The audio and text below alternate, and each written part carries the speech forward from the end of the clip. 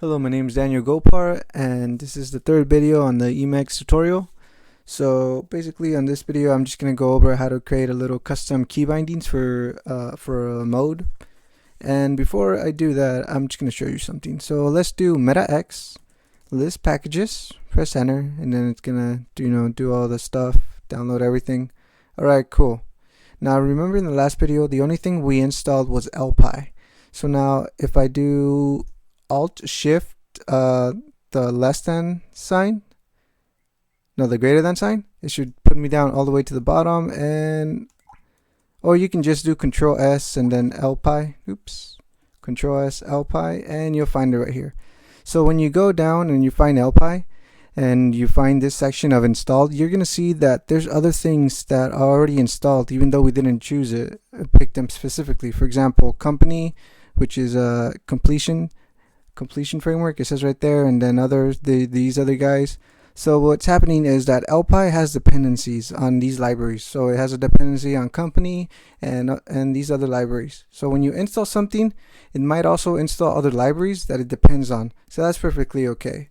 So I just wanted to show you guys that, so that way if you guys look and say, hey, why is there extra stuff, that's the reason why. It needs the other dependencies. And right now we're going to use company mode, and you're going to see how. So okay, kill buffer, and then what I'm gonna do is open the previous .py file that we had in the other video. So desktop.test.py. All right, cool. So this is what we had. All right, cool. So right now I'm gonna type in Emacs, and it's gonna figure it out. So I'm just do Emacs 1 equals 0, Emacs 2 equals 0 as well. And then Emacs 3 equals 0. Okay, so when I start typing Emacs, you see that I get this nice little pop-up, right? And I can choose, and I can scroll down either by using the arrow keys up or down, right? Simple as that. But what I like to do is, I don't like doing that. I like to bind it to Control N. That way I don't have to move my fingers all the way to the arrow keys. I just do Control N, Control P for up and down, just like moving in lines. So for example, if I do Control N right now, instead of going to Emacs 1, it's just going to move a line. You see? Control N. It just takes me out of the pop-up, and I need to start typing again. You see, to get the pop-up. So I'm going to fix that. I'm going to say, hey, you know what? I want to bind it to Control N and Control P.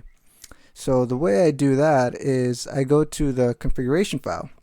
So you see, it's coming handy. So we go back to the directory, so .emacs.d, init that out, and go right there. Bam. Alright, cool. So now we had lpy right there from the last video, but let's do company. Let's configure company, which is what we're using for the text completion. So it shows up the little nice pop-up. Alright, so what I'm gonna do is just require company.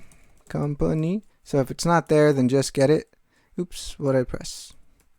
So alright, cool, evaluate it. So I evaluate it, it works. Now to create key bindings for company mode, this is the syntax for it. This is how you would do it. So define key. So it's pretty simple so far. It's pretty understandable. Define key company active map.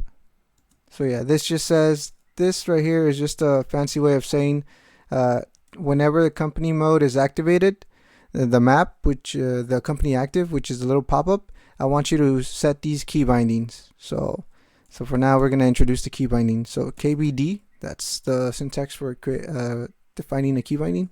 So it's going to be capital C, that's for the control, and then N.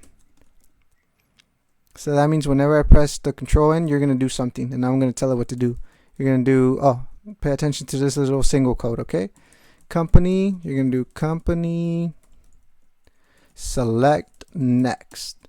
Alright, so it's saying, alright, in this active key map, I'm going to define a key which is Control N, and what I want that key to do is execute this function, which is basically move down the next option in the pop-up.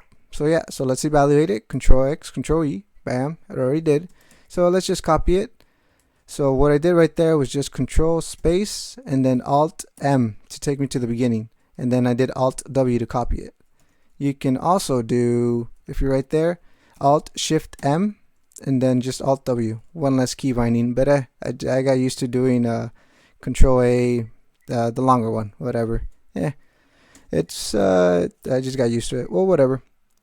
That's the beauty of Emacs. Multiple ways to do the same thing. Just choose whichever one you want. Alright, cool. So now we're going to do the same thing, except for instead of going to the to the next, we're going to go to the previous. So we're going to create a key binding for that.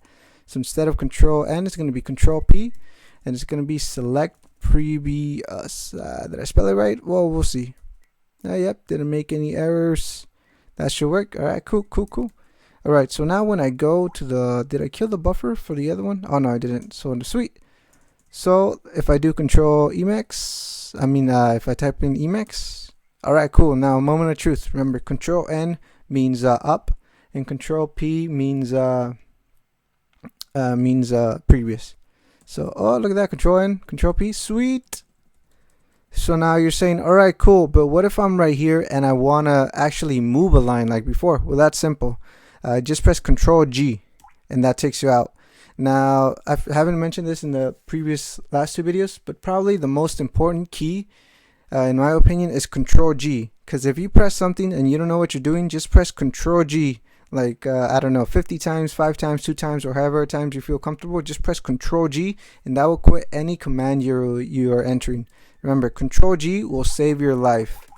When I started out, that was the key of my heart right there. Control G, right there. So sweet. So now you guys know how to set up key bindings. It's pretty simple, just like that.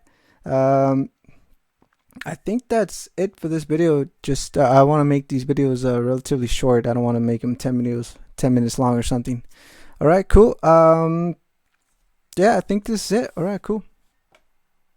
Hope you guys learned something.